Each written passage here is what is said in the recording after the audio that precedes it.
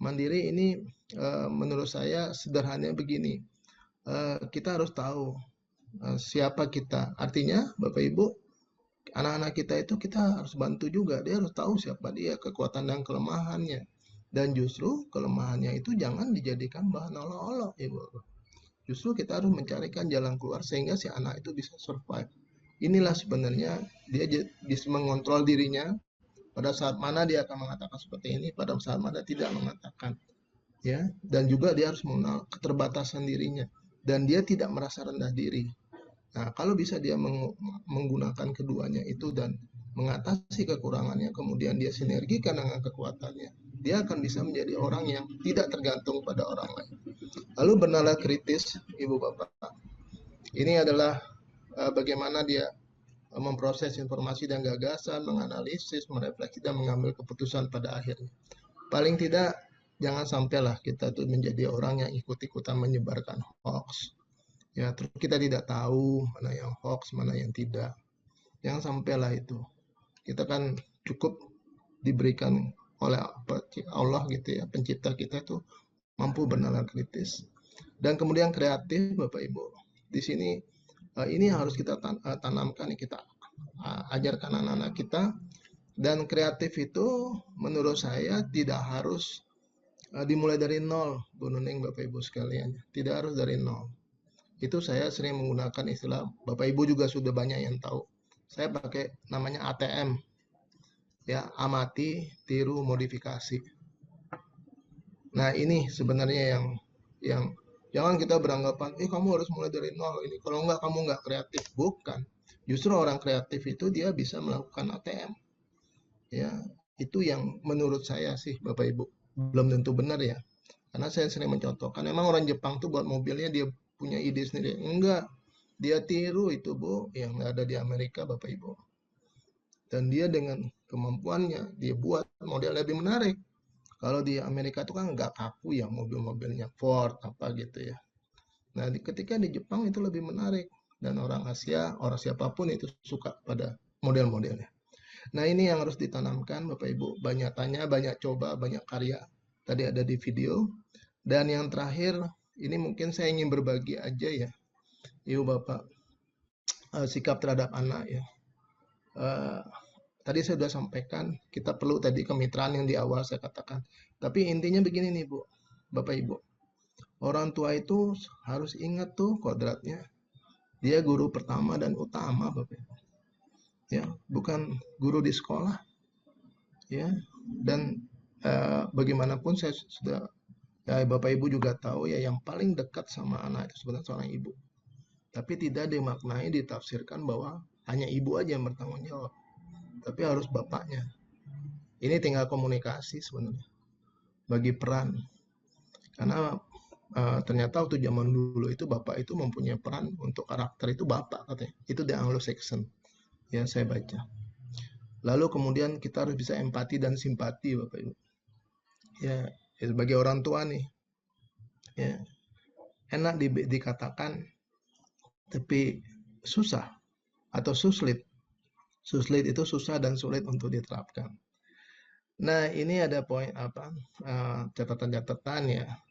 Anak itu siogianya diperlakukan dengan cinta dan kasih sayang, ada penghargaan dan saling memaafkan, bebas dari tindakan kekerasan dan tidak membeda-bedakan. Pertanyaannya balik ke kita sebagai orang tua atau sebagai guru misalnya. Guru adalah orang tua bagi anak-anaknya ketika di sekolah. Dia menggantikan peran orang tuanya. Sudahkah kita melakukan ini? Lalu kemudian harus memberikan lingkungan yang menyenangkan, menjaga keharmonisan, memenuhi kebutuhan anak, melakukan stimulasi pendidikan sesuai dengan tahap perkembangan anak, dan memberikan perlindungan dari tindakan kekerasan. Kita tanya sekarang, sudahkah ini tercipta? Nah, kalau ini tidak tercipta, ya itu tadi, namanya perundungan, kekerasan seksual, intoleransi, muncul. Ini tugas kita bersama.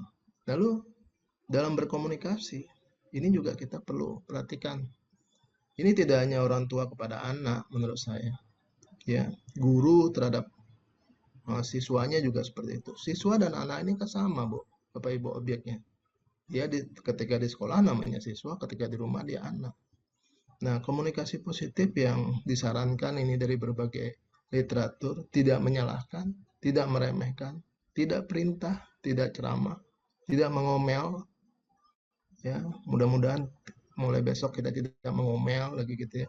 Tidak memberi label. Tidak memberi label itu maksudnya, dia si gendut, Bapak Ibu. Karena badannya besar, keriting.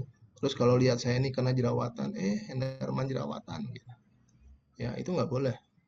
Tidak mengejek, tidak membandingkan, tidak menyindir. Kadang-kadang kita sering membandingkan, Bapak Ibu, dan itu merupakan awal dari proses anak-anak kita itu menjadi tidak percaya diri. Misalnya dibandingkan antara adik sama kakaknya.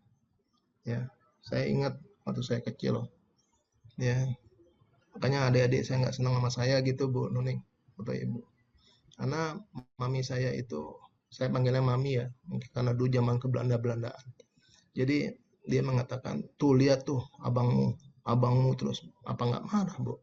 Adik-adik saya itu udah, ya dia mereka ketika besar mengatakan dulu sih si abang, untung abang sekarang masih baik kayak dulu kan, gitu. Tidak menyindir, ya. Ini lalu kemudian ini juga Bapak Ibu, ini mungkin perlu dimulai ya. Ini bukan dimulai, dibiasakan lagi Bapak Ibu. Ya, membahagiakan orang tua itu. Bagaimana harimu? Nah, coba cerita sama ibu dan ayah. Masa susah sih Bapak Ibu ya. Terus hanya mengucapkan terima kasih. Terima kasih ya kakak adik sudah membantu ibu dan ayah. Lalu mengatakan supaya merasa dekat tadi yang namanya Mas Menteri katakan ke apa namanya koneksi batin. Ibu dan ayah menyayangimu nak gitu. Dan itu bukan hanya ucapan sih menurut saya. Gesturnya itu adalah kalau saya sih saya peluk ya, dan saya kembali jadi ayah yang baik. Mohon maaf Bu Nuning, saya jadi ayah yang baik itu karena COVID gitu aja. Dulu kalau kerja itu kan udah nggak tahu waktunya ya, apalagi saya workaholic gitu ya. Lalu mengatakan ibu dan ayah akan nemenin kamu nak, karena anak itu perlu ditemenin ya, bukan berarti kita nggak percaya ya, hanya mereka kadang-kadang tidak menyampaikan gitu. Lalu coba cerita dulu, kok wajahnya begitu gitu, kadang-kadang mumet. Nah, kita harusnya ini jangan nunggu anaknya bicara, orang tua juga mencoba menggali aja, tak trigger aja. Ini maafkan ibu dan ayah nak karena melakukan sesuatu yang salah. Ini agak susah ya banyak orang tua. Tapi ketika ini berani ayah dan ibu mengakui, itu adalah suatu pembelajaran dan si anak itu merasa bahwa, oh saya ini, ayah saya, ibu saya itu ternyata orang yang baik gitu.